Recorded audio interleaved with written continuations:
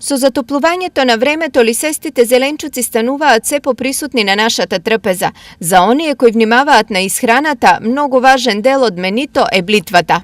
Усукано овде, баница овде, обично старите луѓе тоа го практикуваат. Па може со јајце, може усукано, може со се, и пражена може се. Блитвата се јади, сарма се прави се. Свежа со крставичка, со блитвата се исече широквица, прекрасна салата. Блитвата е богата со многу минерални материи, каде во најголем процент го има калциумот, железото и магнезиумот. Од витамините застапени се Б, Б9, С, а содржи и провитамин А и бета-каротин. Се во ова значи благодет за нашето здравје.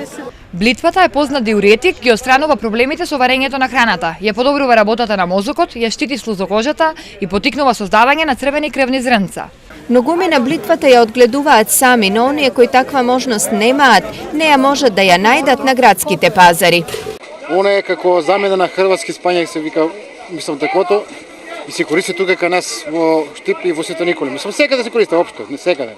А блитвата се одгледува, она е догодишно растение, одгледува се, сега се сее како леа, па се расадува во коренчиња на размах со педа и она доле формира глава и после пушта листите нагоре и се бере. И тоа исто се користи за консумирање. Инаку блитвата потекнува од истокот на Европа, а позната е уште од времето на Вавилон и антички Рим. Особено е популарна во медитеранските земји како Турција, Грција и Франција, каде се смета за идеален гарнир со риба и морски плодови.